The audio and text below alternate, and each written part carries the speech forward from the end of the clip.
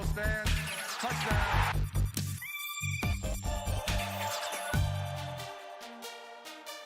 After review, it has been determined that the receiver did not maintain.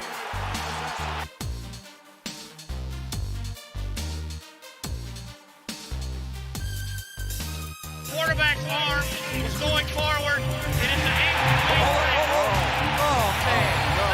Oh, man, on a call that is.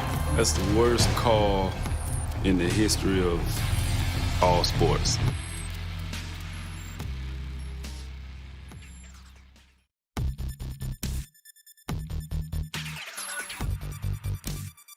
Deciding who wins the game on this call. Under review. The call on the field stand. Touchdown.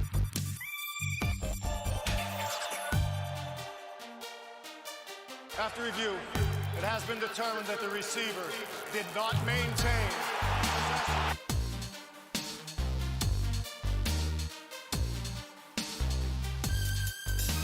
quarterback's arm is going forward. It is the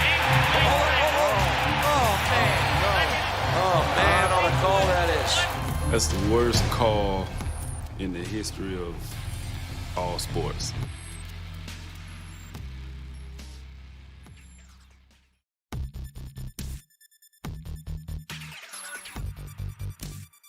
Deciding who wins the game on this call. Under review. Call on the field stand. Touchdown.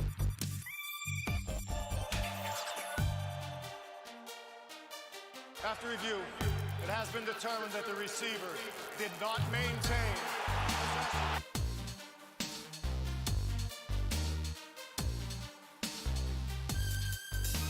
quarterback's arm is going forward. It is the Oh, man, on a call that is. That's the worst call in the history of all sports.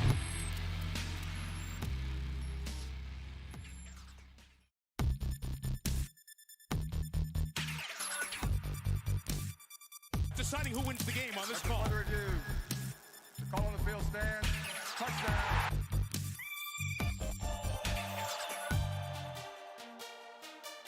After review, it has been determined that the receiver did not maintain.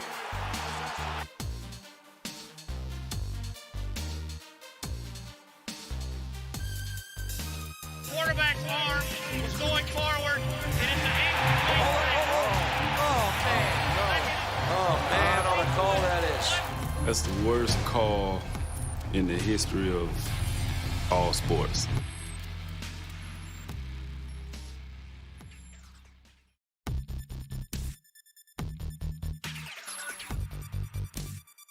Deciding who wins the game on this call. Under review. Call on the field stand. Touchdown.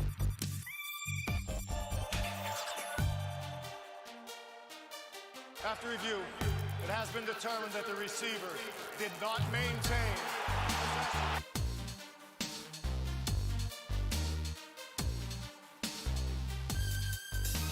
quarterback's arm is going forward. It is the Oh, man, on a call that is. That's the worst call in the history of all sports.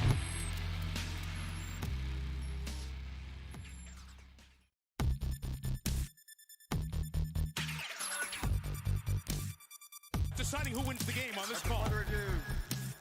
Call on the field stand. Touchdown.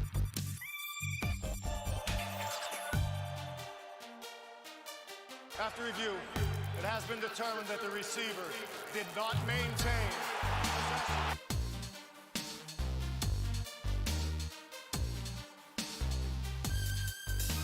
quarterback's arm is going forward. It is the Oh, man, on a call that is. That's the worst call in the history of all sports.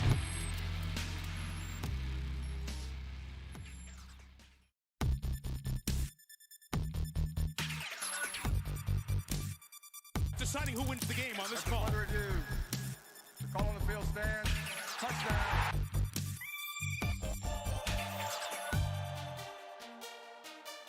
After review, it has been determined that the receiver did not maintain. and go. Welcome to another bad call where the refs aren't the only ones who get it wrong.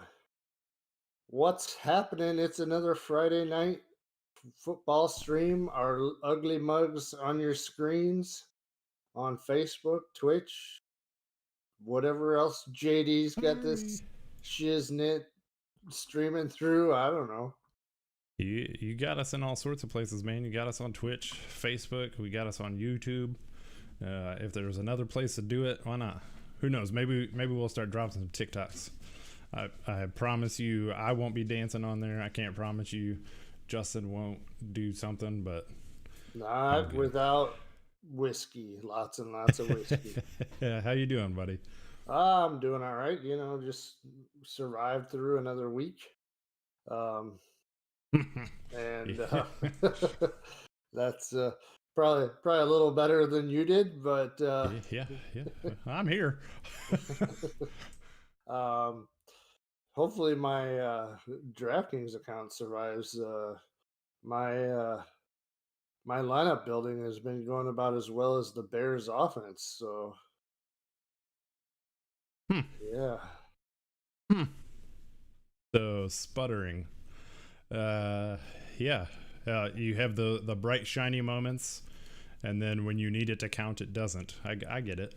I can pick that up.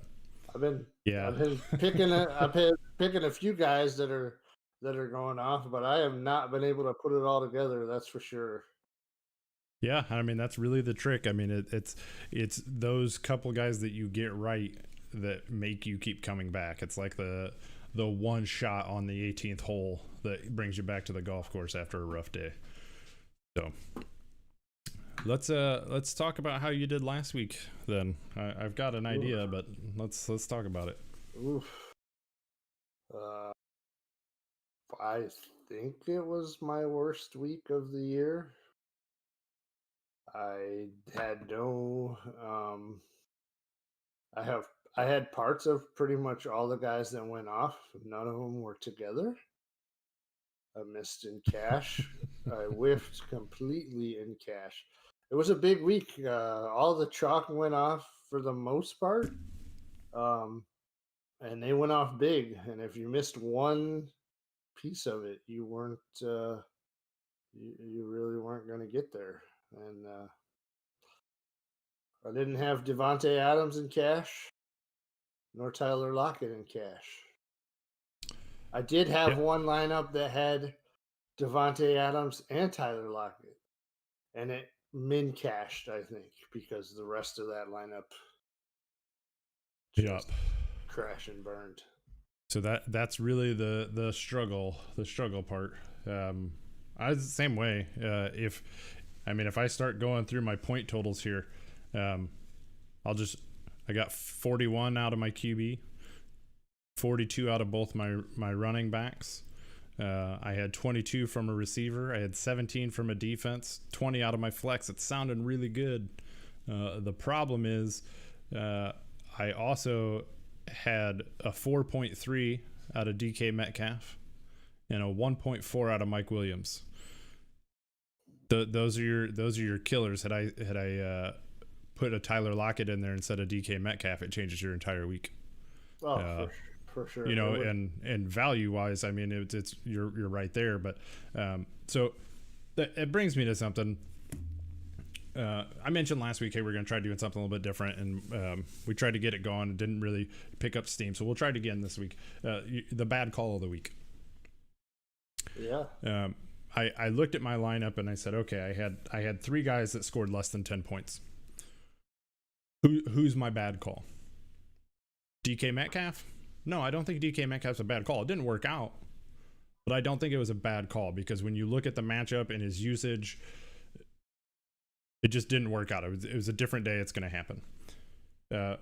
One of my players that went under 10 was a tight end. And it was a reach. I had Dalton Schultz in there. I probably could have said, hey, this is a bad call. But again, he's been seeing volume, and Dalton in the past has had no problem throwing to his tight ends. So Mike Williams was an easy one for me to go, this was your bad call. This is where you probably could have plugged somebody else in for about the same price and probably gotten a little more usage out of him. So, what about you? Yeah, I'll just say about Mike Williams, he's never been one of my favorite plays because he is like, he'll have like 2, maybe 3 big games out of the year, but it's hard to pinpoint where you're going to get him. And even though Justin Herbert is humming with that offense, it's a lot of it's just mostly going through Keenan Allen. So That was the frustrating part, I'll tell you, because my 41 points came from Justin Herbert. The Herbert Williams was my stack, and it didn't work. Yep. So my bad call. Really, it boils down to not following my process and sticking to my guns. I said on this very stream last week that the Washington defense was going to be my lock play of one of my locks. I named 3 locks. 2 of them were running backs. I had to get off one of them because Aaron Jones didn't play. Yep. So I can't. But that I started overthinking things, and I got off of Washington in favor of Cleveland, which made me then drop down from Kareem Hunt to Chris Carson. So instead of playing Washington D and Kareem Hunt, I ended up with Cleveland D and Chris Carson. And Washington D scored like I thought they would.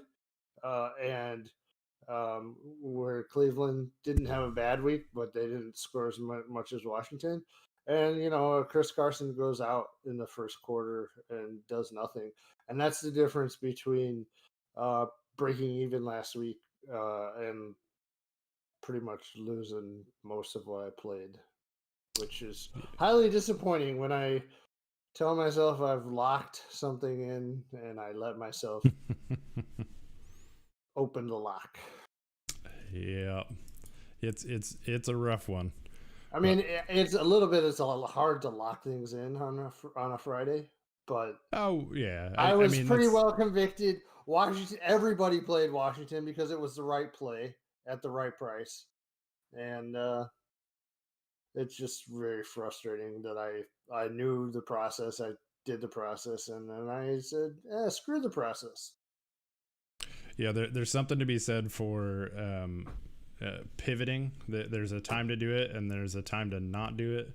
And if you suspect that it's a smash spot and you don't have a chance of your pivot beating it, then you probably don't do it. Well, but, you pivot in tournaments. You don't pivot in cash. So that's where that. All right. Lesson learned. I will say though that I did enjoy it being kind of back to old school DFS with the Sunday night game being included in the main slate because it kept it going. I mean, I didn't really love it so much when Chris Carson went out, but it was fun. That sucked. It was fun to have that Sunday night again. So. Yeah, man. We move on. So let's go ahead and move on into. Let's switch up our screen here and build some lineups. What do you say? Sounds good. All right. Here we go. All right. Where are we at? All right. What you got for me? Do you want to go? Do you want to start at QB or do you want to go in the order you built it? We'll kind of go in the order that I built things. All right. Because I don't when I build a lineup, I don't. Sometimes I start at quarterback, but usually in cash I don't. I try to look through things and pick out the top plays and then build around that. So there's a little bit of concern this week for the first time this year that we're going to have a lot of weather affecting mainly 4 games in the Midwest: the Green Bay, Minnesota, Chicago, New Orleans, Cleveland, Las Vegas, and Cincinnati, LA. Wow, I got them all right. Cincinnati and Tennessee. Tennessee. Man, I thought I got them all right. You were close. So you got Cleveland in Las Vegas. You've got Green Bay in Minnesota. Wait, New Cleveland. Orleans. Wait, I thought Las Vegas was in Cleveland. Yeah, Cleveland, Las Vegas. That's what I said. Okay. Yeah. So Cincinnati and Tennessee. Okay, I missed Tennessee. That was the one I missed. Okay. Yeah. Anyway, that's a wind shear issue. Yes. Yeah. So research shows anytime winds get sustained above 15 miles an hour, it can have an effect on the passing game, and then at 20 miles an hour, it could have a pretty adverse effect on the passing game. And all right now, and that's why I said we may have this right now. The forecast is showing, 30-mile-an-hour plus winds in all 4 locations, which would be a concern and might change things up for me a little bit. But just not, without factoring weather, the 2 plays I like the best are Kareem Hunt at running back and Devontae Adams.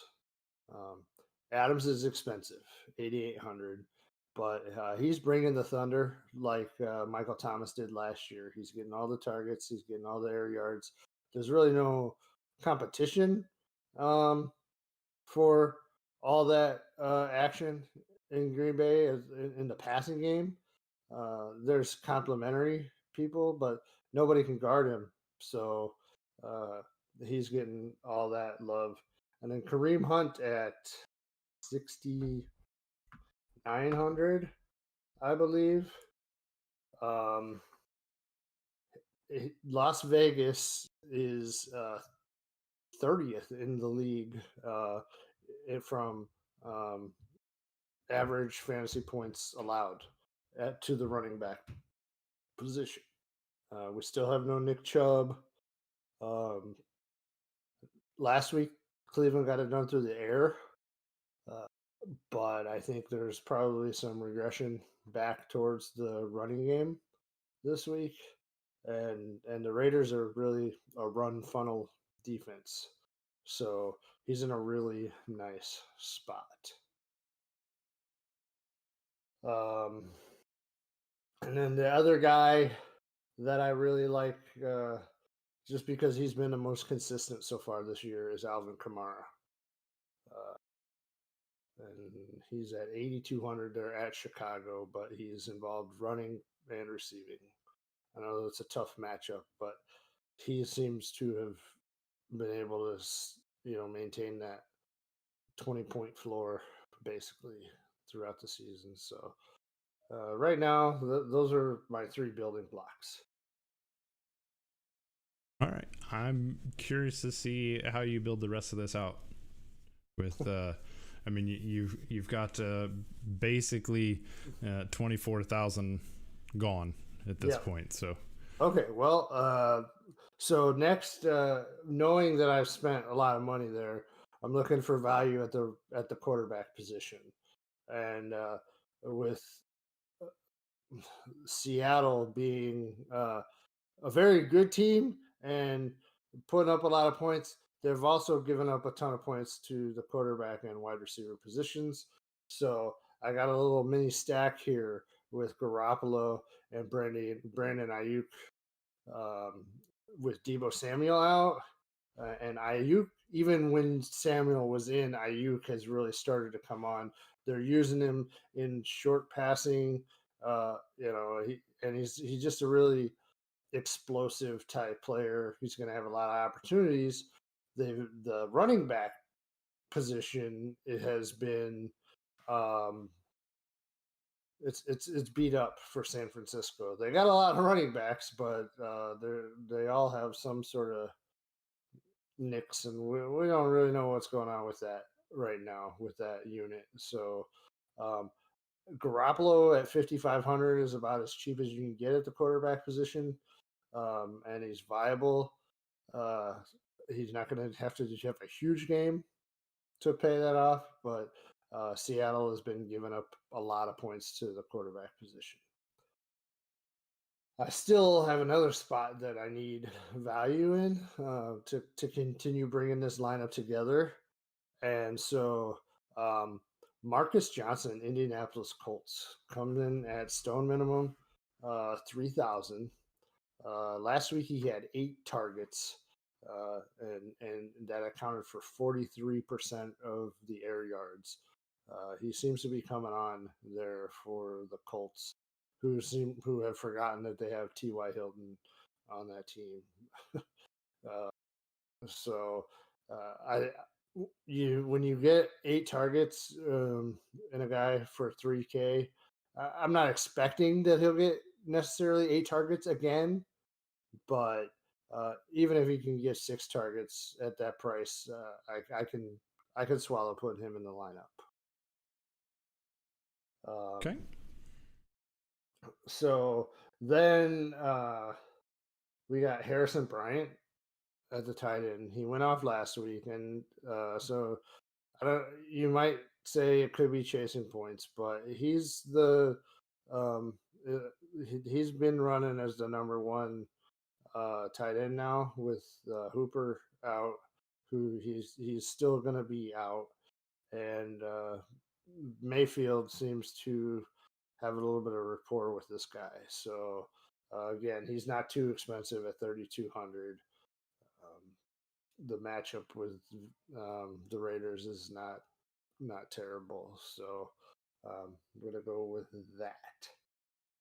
And then this with it's sounding like Aaron Jones is not going to play again this week. Yeah, he's out. He's out. Did they announce him out? Yeah. So then I'm gonna go ahead and put Jamal Williams in at 6,100. Yep. Playing the Vikings. He's got a really good role in that backfield. He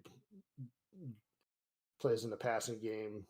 Minnesota defense, they just traded away one of their best defensive linemen. Minnesota's done. And if there's a wind issue in that game, the running back position is where you're going to want to take advantage of. So, and that leaves me with defense. And I got the Dolphins in there, 2,400. They're home. The Raiders are coming, or not the Raiders. The Rams are coming on a short week, cross country. Jared Goff has been known to turn the ball over. Miami's defense has been sneakily pretty good this year. So they get one of the higher pressure rates in the league. And so at 2,400, I don't hate that play, but it's the defense. It's the last one I look to fill. So, all right. There's some stuff that I really like in this, and then as per usual, there's some stuff where I'm kind of like, okay, that's an interesting play. The Marcus Johnson one is particularly.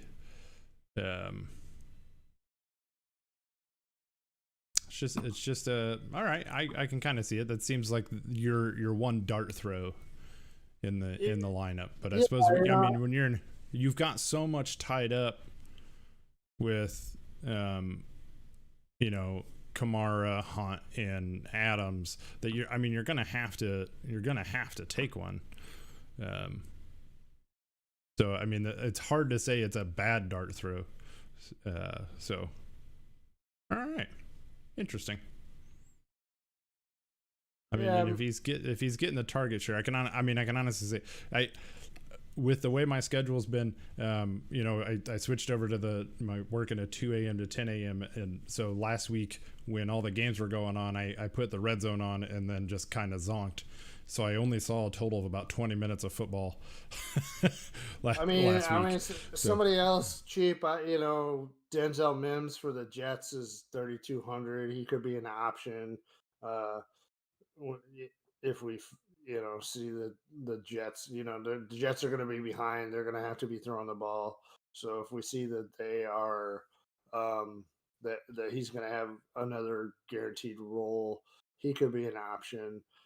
Um, Rashard Higgins, I don't hate at 4,200, but I don't want to get too heavily invested in the Browns, especially in my cash lineup.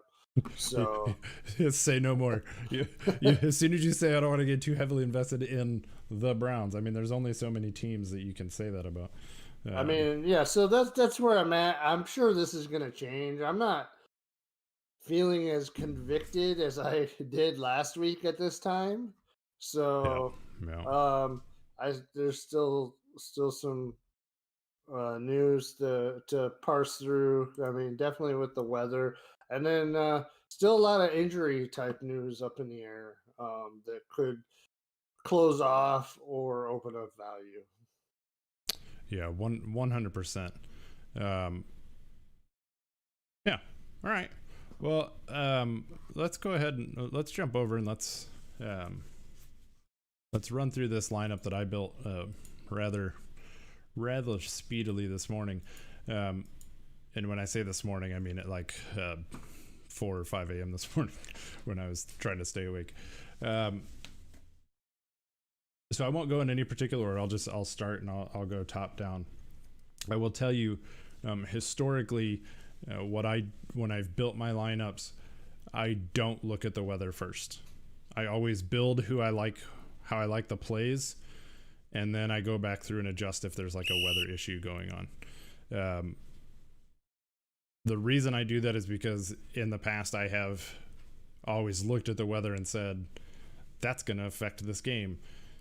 And every time I say that, it does not affect the game, and I'm left looking at everybody else scoring all the points. So I've gone to the habit of building my lineups and then going back and maybe adjusting as needed. So, well, I mean, usually like rain and snow don't affect things as much, or temperature really doesn't affect things that much. It's wind that is the big thing you have to factor for. So, all right. So I lied. The Cincinnati-Tennessee game is not showing anything about wind speed. Just FYI, that I can see right now. This may have changed, but we'll go from there. This site does a pretty good job of staying up to date, so I'd be kind of surprised. But weather is fickle. Everything I've been listening to or reading has mentioned that game as one of the four. All right. Well, this may not stay. I've got Joe Burrow as my QB spot at 6,200. I feel like it's a little bit of a gamble. I could probably go up another 700 and go back to Herbert because that guy's a freaking scoring machine right now. But I like the matchup. Tennessee's defense just has not been as good as maybe some of us thought it was going to be. And they've been giving up points like crazy. So I think this game may turn into a bit of a track meet. And I like a guy that's going to get the volume. Moving on to the running back. So I took some throws here. I took me some throws. So save your chuckles. As long as you don't say David Montgomery. Nope. Lev Bell. Here's the deal. So CH is going to be the guy again this week. He's going to be your number one. My suspicion is that since this is likely a game that Kansas City will have control of from basically start to finish, 19.5 point favorites, that Bell should get some extra work to try to get him more acclimated to the offense. You're talking about getting basically practice reps at this point in time, so why not do it? And at 4,600, if I can get 10 to 12 touches out of him, I think easily can turn into 3 to 4x in this offense. I think that Le'Veon Bell is going to be one of the highest owned running backs on the slate this week. He basically he picked 3 teams that he targeted to go to, most of them because they had the Jets on their schedule, and I think he's got a little bit of a revenge in his blood, and he wants to stick it straight up at him. That to me is all the more reason to play him at 4,600. Yeah. So this is the play that I will likely come off of this play. I've got Jonathan Taylor right now. So Detroit's run defense has gotten better, but I like Taylor's usage. I think they're going to try to use him a little bit more. They may be seeing that when Rivers gets to throwing a lot, things don't go very well. So I'm hoping, but I'm not convicted on Taylor at all. This is probably going to be the easiest one for me to go, we're going to switch. But again, this is where I started my build. We'll move on from that. I won't spend a ton of time talking about that. So I, like you said, I want me some Devontae Adams. This price could probably be 92, 93, and I'd probably still go, I'm probably going to play Devontae Adams. Again, like you mentioned, his usage is kind of silly. I just pulled it up a few minutes ago, and I think in all the games where he's been healthy and finished the game, so week 1, 17 targets, week 6, 10 targets, and week 7, 16 targets. 3 full weeks, all right, and you're looking at 43 targets. Like that's an absurd amount of usage. The only other person that I think I could put kind of in that category is Keenan Allen. His usage since Herbert has been pretty good. 12 targets a game. Yeah. If you exclude the one where he got hurt, pretty silly. All right. So what's the rule when we're building these lineups? If you want to have a shot at your GPP, how do you build? You take your QB, you find a receiver for him, and you find somebody else coming back on the other side, and maybe do some more of that. I'm going AJ Green. If you told me this 2 weeks ago, or I said this 2 weeks ago, I would expect you to go, what the hell are you doing playing AJ Green? He's not AJ Green. The thing is, you should see his target volume over the last 2 weeks. And I mean, really, if you go to over the last 3 weeks. So he's getting the usage again. I think this is a game where he's going to have to be, they're going to have to be keeping up with Titans at this point in time. So I think he's going to get a good target share. And at 4,500, I want some of that target share. And because I love this dude, DK Metcalf. This guy is a monster. I need me a DK Metcalf jersey. That will be on my my Christmas list. Last week was a down week for him, and I think he's going to come back with a vengeance in this game, personally. Hopefully, I am not wrong. All right, so we talk about the build. You do QB, receiver, and you try to bring back on the other side. Just because of the way my build was, I could not afford to go to A.J. Brown. So I put Jonnu Smith in here. Tannehill has no problem targeting Smith. They use him. He's an athletic guy.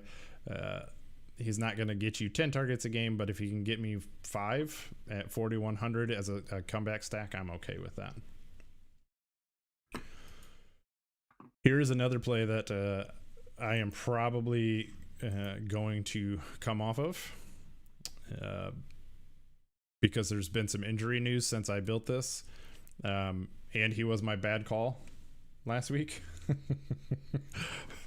I have Mike Williams plugged in here. My problem here with Williams is that he's an athletic dude. He's got the build to do something. It's so inconsistent, and I'm one of those, like, I don't want to miss it. I don't want to miss this time. I got that FOMO. So But like I said, this one and you keep going for it. yeah, I just like if you keep saying the same thing every week, you got to be right once out of the like 17 weeks, right? Like that's how it goes. And here's one because I'm a glutton for punishment. And this one will probably change as well. I will tell you. I've got the Bears plugged in as my defense. This defense, I saw somebody post the other day. Where's that cricket that was in my bathroom or my basement? I saw somebody post the other day like about, they're like, is it just me or is this Bears defense just bad? And I started thinking about it, and I was watching them and I was going, I understand why people say that, because they have the expectation. I mean, that first year Khalil Mack was here, like watching the defense was exciting because you just like, you felt every time that ball was gonna be snapped, like Mack's gonna be in the backfield, or Jackson's making a play, or Hakeem Hicks is ripping somebody's head off and just bear growling in his face. And you don't have that this time, but then I went and looked at the numbers, and when you look at the numbers, this Bears defense is actually really good. And there's no Mike Thomas, again, who, by the way, is my bad call of the season, for the record. That clown shoe cost me way too much in our draft, and he's played like a game, maybe. He's too busy punching people and rolling his ankle while he does it, or whatever wrong with him now. But again, I'm a glutton for punishment because every time I pick a Bear anything, it does not go well. Here's likely what's going to happen, and I'm gonna go ahead and adjust my build really quick on the fly if it's okay with you. I'm going to take the Bears defense out, and I'm actually going to put the Lions defense in. Because I mentioned Rivers likes to turn the ball over. Well, he doesn't like to do it, but he does it often enough. Okay. We're going to pull out Jonathan Taylor. I'm going to take Mike Williams out. Okay. I'm going to go back to this this game here where we like to do a multi-stack, if you will. And I'm going to put in T. Higgins as well. So I'm going to go Burrow, Higgins, Green, come back with Smith. That leaves me with 6,200 in my running back spot. And because Aaron Jones is out, I think that's where you move on, and I go with Jamal Williams. And so now my lineup looks like Burrow, Jamal Williams, Lev Bell, DK Metcalf, T. Higgins, AJ Green, Jonnu Smith, Devontae Adams in the Lions defense. And I am more comfortable with that lineup than I am with the other one. But I think it's just because Mike Williams and the Bears defense just like, as much as I want it to happen, it's cringeworthy for me to play it right now. So there you have it. All right. What you got? Well, Comment away. Like I said before a few times, it's hard to poke holes in too many GPP type builds. The Jonathan Taylor play, I don't hate. Like it's actually one of the places I think where he's not going to be highly owned, so it's a little bit of a differentiation. What you did is you went to probably a safer lineup is what you did when you opted out of where you were at. I didn't love the Mike Williams play. Your initial build, was it using all 50K?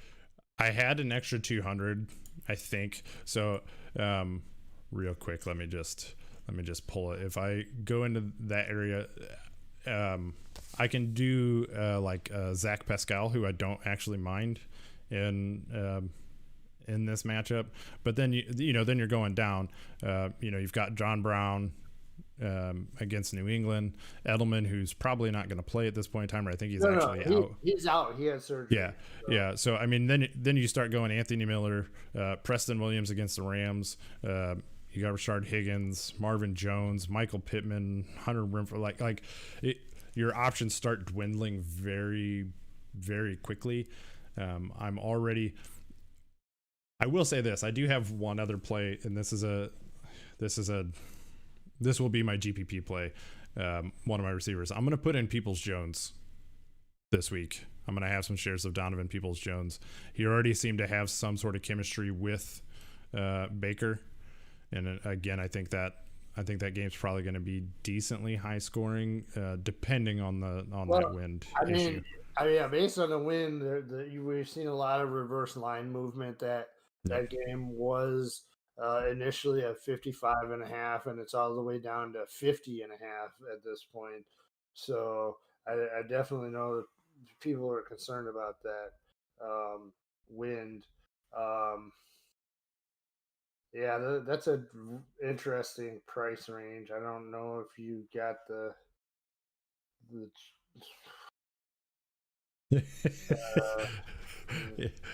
Yep, it's tough. I that Nelson Aguilar is interesting in that Las Vegas Cleveland game. Yep.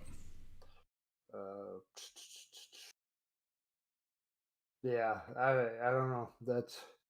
Yeah, I mean, I'm already struggling enough. I mean, even with this build, I was battling myself just from years upon years of being beaten up by this. Playing a Bengals stack is hard for me, and this type of build where I've got two Bengals receivers, that's a whole nother thing. But again, you're in a GPP situation. So I feel like if that's a game to target, that given the two quarterbacks, I would rather pay down for Burrow and use my money elsewhere. I mean, Kendrick Bourne is, all the way down to 3,500 in that game with Seattle. That's an interesting play to me. I probably have some of him this weekend. If you want to get a little real crazy and set some money on fire, Darnell Mooney, he's got it, man. He's got that. You could tell he's just waiting to break a couple of big plays, and unfortunately, he's in an offense that just isn't giving him a lot of good opportunities. They're trying to get it to him. They keep going with the big play with him, but he's just the quarterback's not putting it in the right spot. Well, I mean, if you're going to be fair about it, and this is where Trubisky was better than Foles, is that Trubisky could at least scramble out and give himself a little bit more time. The problem here is that Foles is not a scrambler, and that offensive line is giving you no time whatsoever.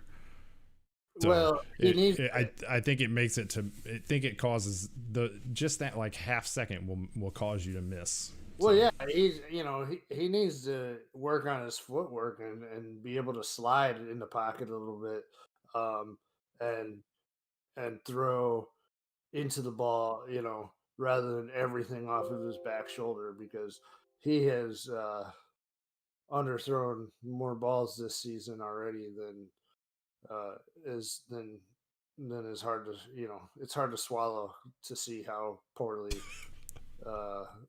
Was it harder than you spitting out that statement? Yes.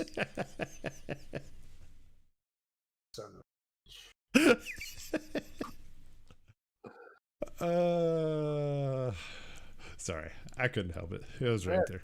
That's all right. That's what we're here for. You keep spending your money on Mike Williams.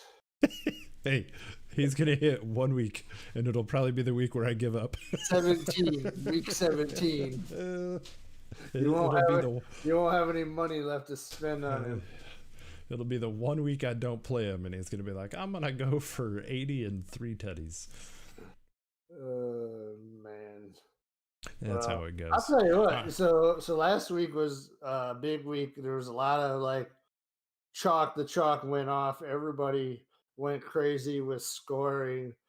I feel like you had to have big numbers to cash, both in cash and in GPPs. Yeah. I feel like we're coming back down to earth this week, so that just makes it even more interesting, I think. Yeah, and I think we've talked about this pretty much every year that as the weather turns and teams start to figure each other out a little bit more, you start seeing these scores start to come back to a more realistic point. You just have to. This year's just so much different because, with the pandemic and the rule changes with the IR and all that stuff, and it just seems like injuries are out of control this year. You really have to be on top of it and ready to switch those lineups at a moment's notice. And, so interesting little strategy. I love how you brought up. You thought it was going to be crazy with Lev Bell, but the first lineup I built this week, I started with Le'Veon Bell because everybody is wanting to see him. So because he's probably going to be so highly owned, a good strategy might be to pivot. Play a Patrick Mahomes stack with Kelsey and Hill or something like that. Pay up in a few spots and put yourself into a different kind of build than what's going to be the highly owned thing, because there's a good chance he gets in the end zone. I'd be pretty shocked if he doesn't get in the end zone, but I don't think that Andy Reid's just going to rework his entire game plan just so Le'Veon Bell could, dance on the pink slip of Adam Gase or whatever. 100%. Like, you've already brought in a diva monster, basically. Monster diva, however you want to talk about it. Changing your game plan so that he can do that is just going to feed into that more, and I don't see any spot for that on that team with that coach. Like, I just don't see it. But I also feel like, based on the usage they have for CEH inside the 10, that it wouldn't surprise me at all to see a good portion of Bell's usage to be with inside the 10. So it should be fairly easy for him to get in the end zone at least once. So. Note, play all of the CEH. That's right. If I'm saying they're going to pull him at the 10, I think it's a situation where both of them can be, they're rosterable. It's just one of them is almost $2,000 cheaper. Oh, for sure. Look at 20-point favorite. You don't see that in the NFL hardly ever. Like, yeah, craziness. So, but I don't know. So far, just the amount of research I've done, which hasn't been a ton thus far, but what I have studied so far, it's going to be a difficult week. It's going to be a difficult week to figure out, but that kind of makes it a little bit more fun. So, amen. But just keep checking the data. Thing that's more fun than that, winning money. Let's get some money, buddy. Let's get some money this week. Yeah, I'd really like that. With all this talk everybody keeps throwing around me about trying to prep for Christmas, I need that money. My credit card company already started calling me about bills that I haven't even charged for yet. So, nice. Hey, nice. Dougie T, thanks for that like, buddy. Hope you're doing good, man. Need to get you on the show. Put your mug up on here. Show us what a true beard looks like. And I mean that in every sense of the term. Show us the ins and outs of the part-time indie gambler down there. I like it. All right, buddy. Any final thoughts? No, just I did last week. I threw a couple of names out there that I like. I'll go ahead and throw a couple more. real quick. I like looking at Miles Gaskin again. He's real cheap, 5,200. I know he's got he's playing a scary Rams team, but they're 22nd. The Rams are against the run. So and Miami's been a pretty competitive team. So if I like Miami's defense, pairing a running back with the defense is not a bad idea. So that might be something I do in tournaments. I mentioned the Patrick Mahomes stack paying up there to be contrarian. They're there could be. I feel like a lot of people are focusing in on the Joe Burrows, the Herberts, the Mayfields. The younger quarterbacks are getting a lot of love, and so there could be some hidden value in like a Lamar Jackson, or a game with two good defenses is gonna draw down ownerships. So if you can find the right guy that ends up going off in that game, it'll put you pretty far ahead of the pack. So and then of course I know you love this team. I think you've probably adopted the Seahawks as your second squad at this point. I do have a Russ Wilson jersey in my closet that I almost put on, but it'll mess with the green screen. But they're a pretty exciting team to watch. So picking out players from that game probably going to be pretty fantasy relevant wherever you can fit some of those guys in. That's about it. It's how about I build a lineup? I'm going to build a lineup this week. Not on stream. I'm going to build a double stack George Kittle, Travis Kelce in the flex and see what kind of lineup I can get out of there, because I think everybody's looking elsewhere for value. They're using the tight end spot for value, so why not double stack it with the two best tight ends in the game right now? That's an interesting thing to say, and I don't think you're wrong at all. I think it's funny when you say that, because people go, okay, I'm looking at value. I think what they do is they go, I'm going to pay less because I get more value that way. And it's an arguable point if you can take a Kittle and a Kelce who are getting 3 times as many targets as that guy that you're paying, $2,800 for. You're still getting the value. You just, your upside's higher. So. Yeah. No, value doesn't mean it necessarily cheap. Yep. Value means good for the price. Yep. So that's it, buddy. I still think that Albert O has a chance to do something. I'm not putting him in cash, but the second tight end from Denver. He might find his way into one of my lineups this week. So interesting. I will tell you, I built another lineup with Noah in it, so you're probably right. Well, that Denver team's just not very good against, or the Chargers are not very good against the tight end. So. Oh, now you're gonna make me look. Let's see. Middle of the pack, yeah. They're 27th against the tight end in giving up DraftKings points. They're not. And adjusted fantasy points allowed to the tight end position. They're 27th according to 4for4. They've also, let's see. Yeah, and it's a real split for who they faced. Because you've got they've played the Bengals, the Chiefs, the Panthers, the Bucks, the Saints, and the Jags. So you got a real mixed mixed bag of tight end quality there.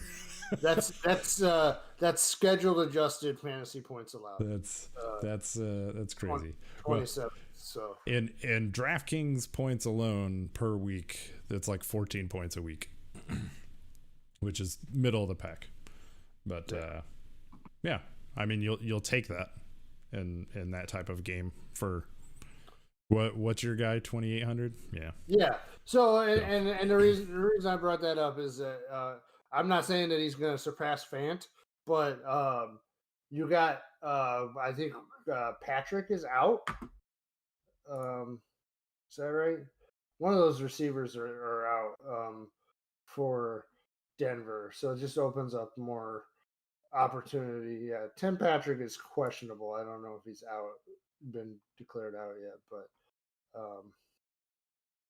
so all right, buddy. I can throw darts all night long, so we'll go ahead and wrap this puppy up. As I mentioned, one of us loves talking. The other one thankfully presses the buttons to control when the stream ends. All right, buddy. Aside from the @JustinMWest on Twitter, where can people find you if they want to listen to you? JMW1977 on Insta, and you can pretty much just hunt me down on Facebook. Either find me or just message us through the site. That's right. And I am @JDWest22 all across the lands, if you will. I like to keep it simple. And of course, you can find us at Another Bad Call, Twitter, Instagram, Facebook, YouTube, Twitch. Look us up. We'd love to hear from you. Have a good one, everybody. Peace.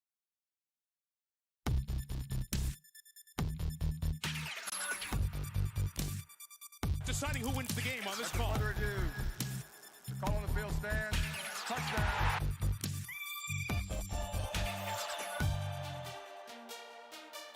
After review, it has been determined that the receiver did not maintain